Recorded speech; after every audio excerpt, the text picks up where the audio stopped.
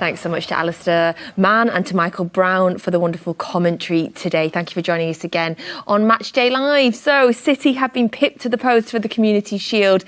Yet again, third year in a row, we've not won the Community Shield. This time it was a deflected goal for Arsenal in the 90 plus 10th minute of normal time that took the game to penalties, and then Arsenal won it on penalties. We still have Paul Dickov, Kevin Campbell and Keith Curle. Paul, give me your instant reaction. How are you feeling? I'm all right. Yeah. I'm all right, actually. I thought the second half, Man City were very good. You know, Arsenal finished the first half well. Ramsdale's made two great saves, two top saves to keep them in it, and then obviously a deflected goal at the end, and it goes to penalties, and it's a toss of a coin, isn't it? But I think the second half performance was a lot better than the first half. Looked a little bit more sharper, clinical.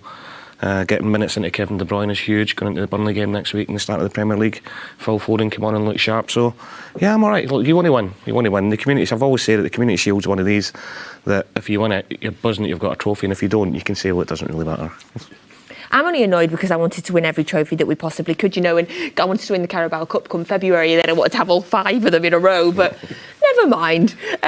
Keith, in terms of that second half performance, like Paul says that it was a great second half from City, and it just feels a little bit cruel that it was a deflected goal there at the end of the game that we conceded. Yeah, again, I think, but there's still lots of positives to take from it. Cole Palmer's goal, excellent. The movement, City there inviting the press, great bit of score by Phil Foden, knowing where the press is coming from, rolling his player, striding forward and then picking out the pass. Good link play by Kevin De Bruyne, and then Cole Palmer cutting inside, great finish. I think he had an opportunity just before when we thought he should have finished it, but the finish for the goal, sublime, excellent for the kid. The Cole Palmer goal feels like a goal that deserves to win a game. Like, I really wish that was the goal. And I think it felt really important for Cole Palmer as well. Of course, he had some minutes in pre-season. He's 21, he's nearly 22 now. Could this be his breakout season now? Yeah, you're looking for it. And again, and I think it's important for a lot of the young players now to get that experience, get that those minutes. Phil Foden, vitally important season for him. He said, well, not just getting minutes, he has to have an impact on the game going forward, not only for his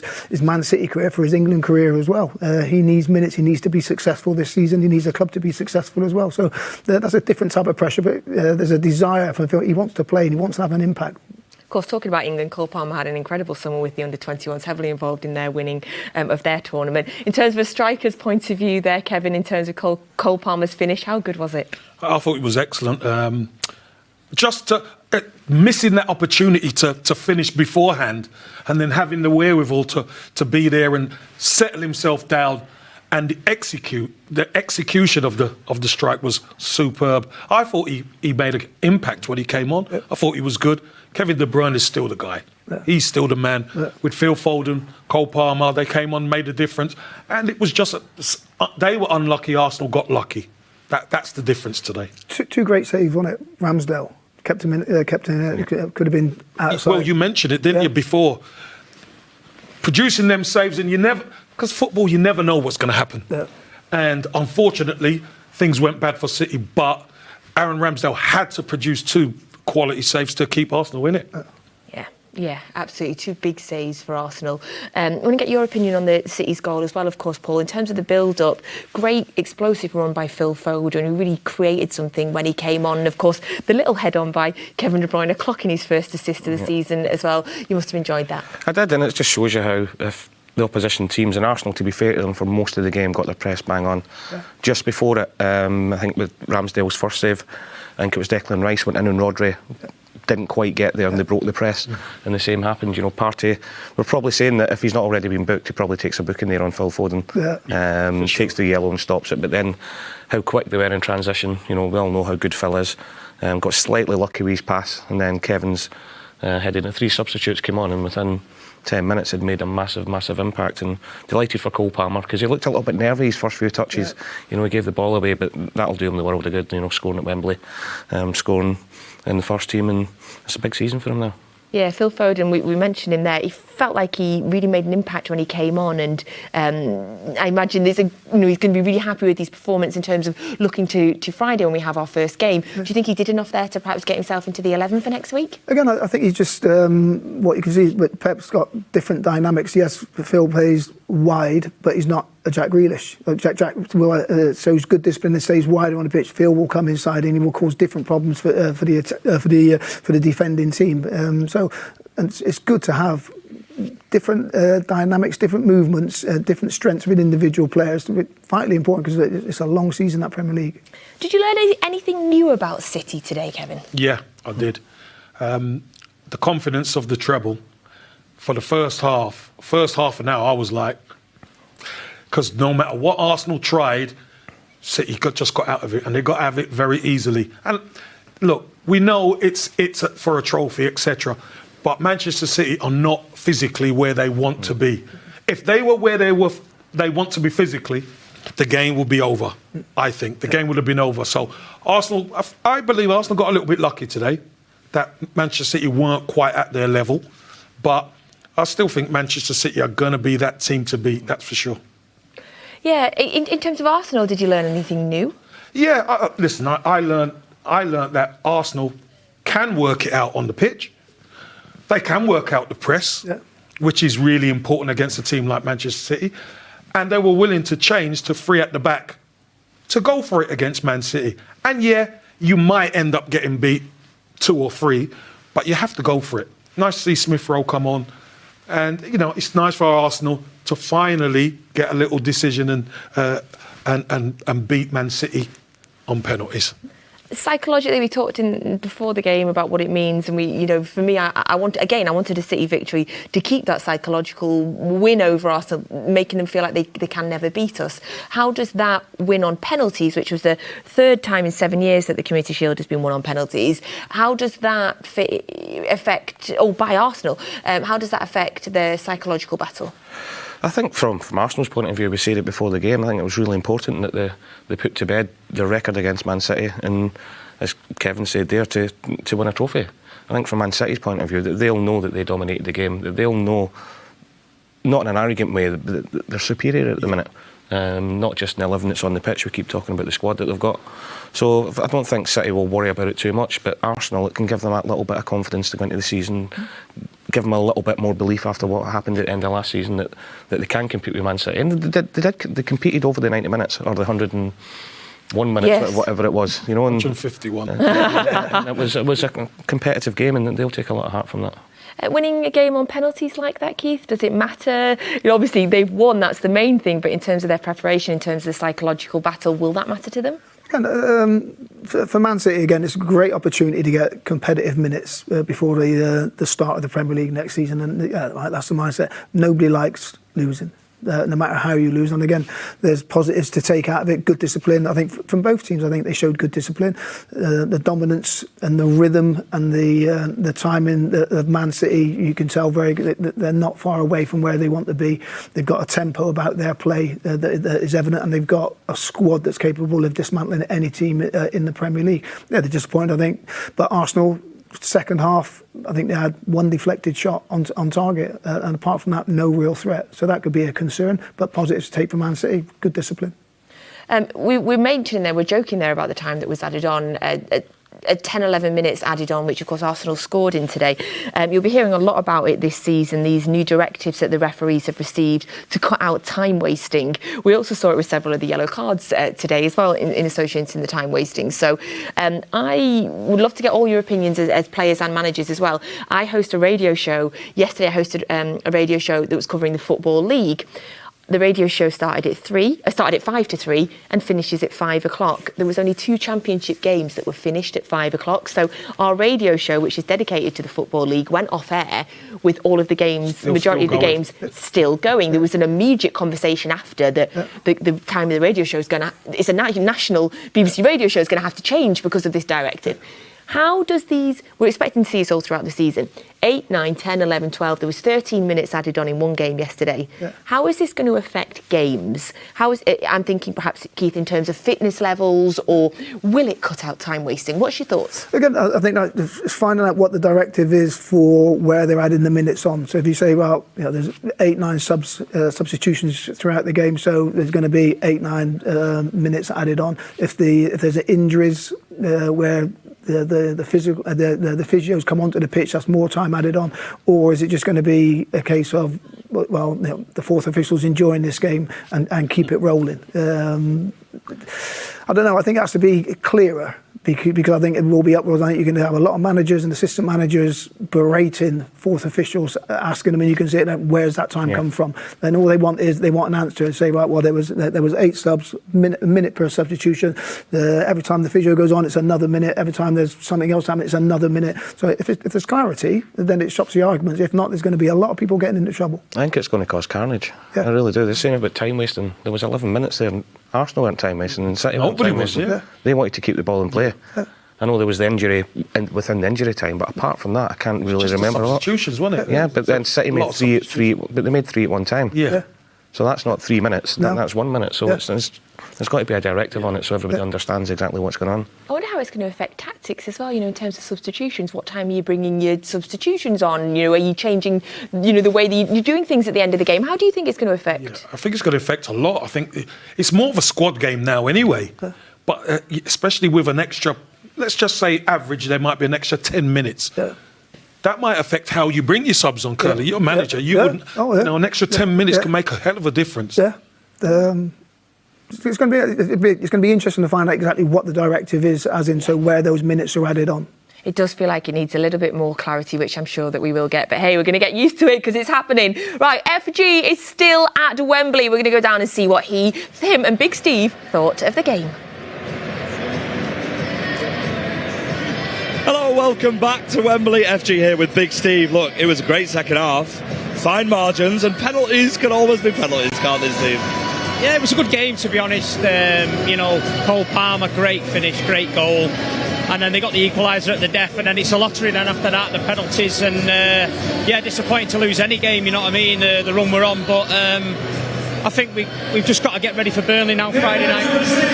I think after watching that game, I think it's fair to say that Arsenal are absolutely brilliant, and so are Manchester City. I think these are the 2 top teams for next year again, do you think? Yeah, both teams are strong, you know what I mean. I think they're both expected to challenge for the title. I think there's some positives out of the City game today. Obviously the goal by Cole, Kovacic again, I thought was really, really good. And just try not to be too downhearted, you know what I mean. We've not had a bad run of recent times, and it is what it is, and fair play to Arsenal. A quick reminder to everyone watching, last season we did actually lose the Community Shield again, and well, what a season we ended up having. So it isn't the end of the world, it is penalties, it is a lottery. Let's go back to that Cole Palmer goal. So happy for him. He has had a great summer with England. Maybe it's Johnny Lescott's coaching, but what a goal that was. No, he had a chance just before that as well, and then he couldn't quite get it round the keeper. It was brilliant, and it's great to see him score like that. And these games are there to warm everybody up, get minutes in the legs, and get us ready for next week against Burnley. And like you said before, we've lost the last 2 Charity Shields, you know what I mean. We're winning European Cups, but we can't win Charity Shields. But I'll take it. But yeah, it was a great game. We have, of course, got the Super Cup to come up as well, straight after Burnley, which is another opportunity for some silverware. So don't worry, City fans. But let's talk about that man Kovacic.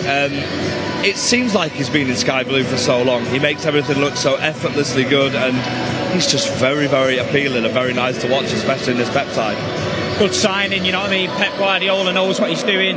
He's come in, and today he was really good, I thought. And he can only get better. I think he's only been around the club a couple of weeks, so when he's training regular and we're in the thick of the season, I think Kovacic only gets better for me. And then, of course, we do have to mention the goal in the last minute. Double deflection, a long time added on, which we've got to get used to. We've got a little bit of a light show whilst Arsenal get their Community Shield. But, 10 minutes into added time, we've got to get used to that this season now, haven't we, with the new rules? Yeah, it was a long time at the end there, and it was unfortunate, you know what I mean. It took some deflections and went in. But at the end of the day, it is what it is, and then it takes the game to penalties. If overall you look at the game, and Manchester City played well, I think if it's a league game, we see it out and we win. But, look, the Arsenal fans here, we've been getting a bit of banter off them today. They're enjoying it now. They'll be partying in the streets tonight, so it is what it is. It is what it is, indeed. Congratulations to them, of course. But, City fans, don't worry too much. There's plenty more opportunities to come back to Wembley, and the real action starts at Burnley on Friday evening. So from me, myself, FG, and Big Steve, thank you for watching Wembley, and we'll head back to the studio. Get home safely, FG and Big Steve. Thank you so much. So City have lost the Community Shield, but as FG reminds us, do not fret because we lost the last two and we went on to win the Premier League. So nothing to panic about. Now, the Premier League does indeed start in just 5 days' time, as we will open up the Premier League campaign by visiting Turf Moor. Of course, Burnley, our opening fixture. It's on Friday night. It is an 8 p.m. kickoff. And of course, it means that we get a reunion with Vincent Kompany.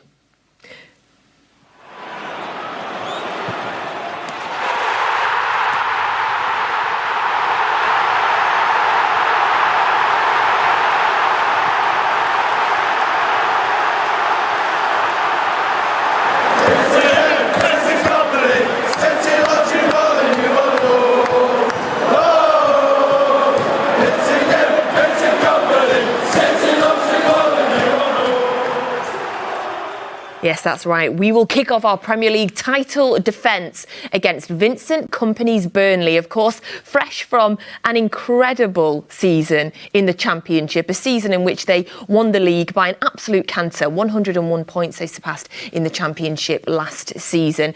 Friday night, 8 p.m. When the fixtures came out, Keith, and I saw City versus Burnley, I thought, yeah, of course it is. Yeah, obviously. And probably, if you have a look at Burnley, Burnley probably looked at that and thought, well, good time to play City. Playing at the beginning of the season where they've still got another 40-odd games to amass enough points to stay in the division. Because that will be, and let's be realistic, that is going to be Burnley's ultimate aim from the outset, is staying in the Premier League. They've had a fantastic season last season, but again, that step up is massive. So they will be setting their sights on finishing the third, fourth bottom. Of course, yes, survival will be key for them, of course, this season, as you say. Last season, though, their first season back in the Football League, Sean Dyche leaves, Vincent Kompany comes in, Kevin, and absolutely hits the ground running. Not only, of course, did he get them promotion straight away, but for me, the key thing that he did was change the whole dynamic of the club, the way that they play from that historical, hard tackling Burnley to this beautiful, free-flowing, attacking team. I mean, he revolutionised them in a year. Yeah, it was total transformation. Total transformation. I don't think anybody saw that coming. He went in there, he changed the mindset, he changed the mentality of the players.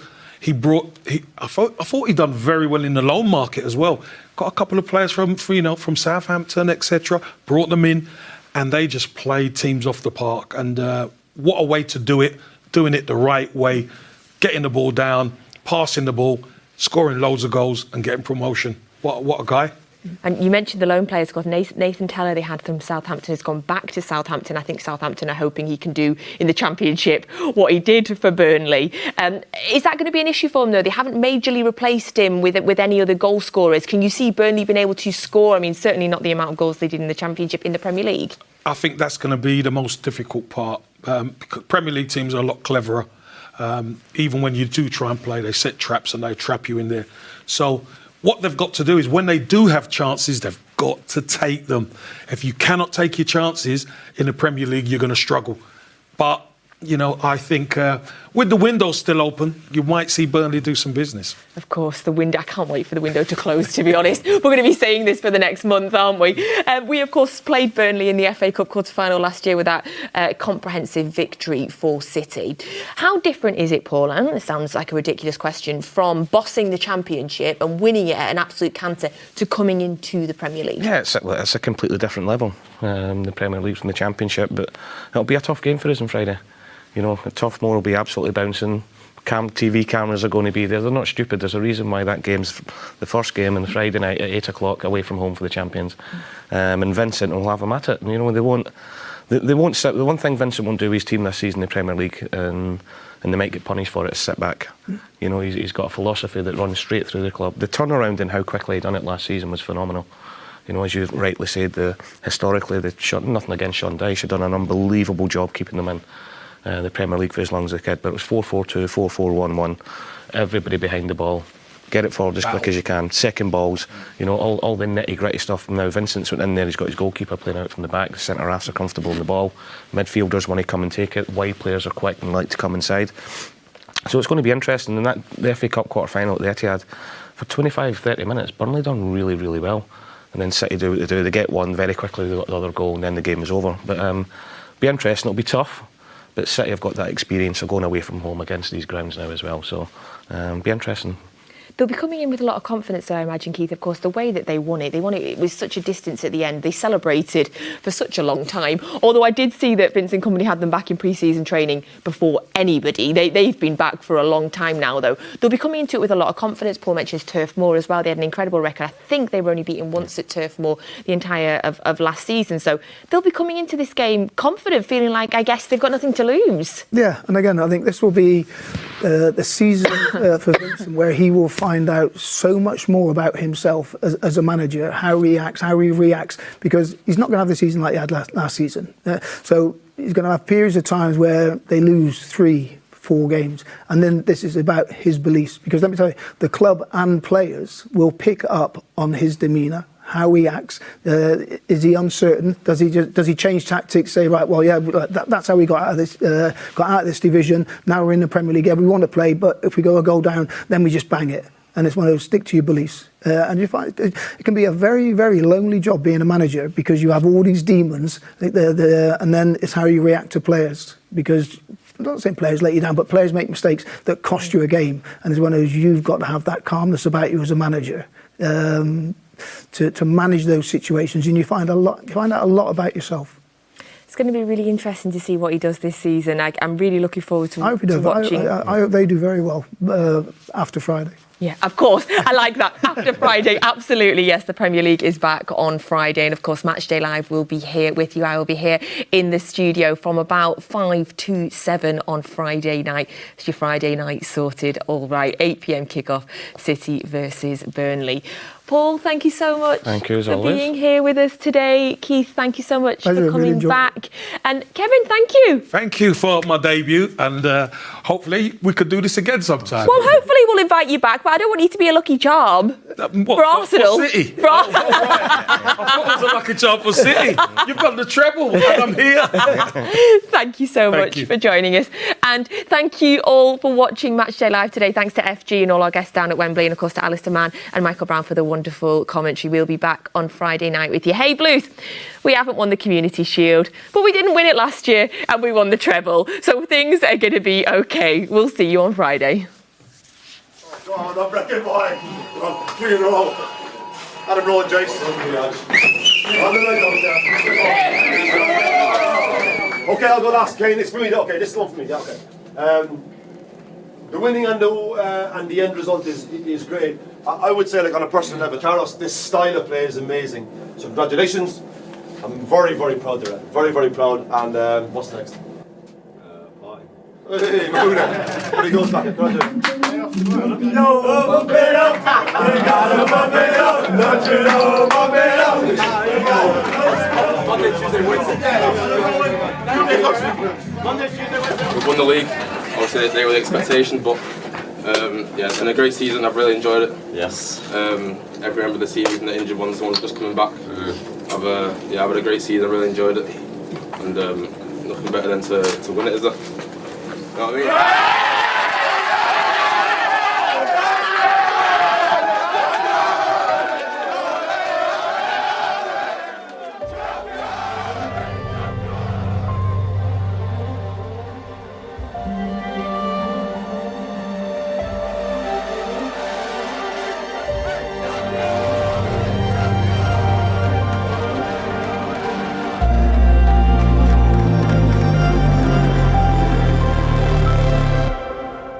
You know, everyone's quite young, one of the youngest teams in the league.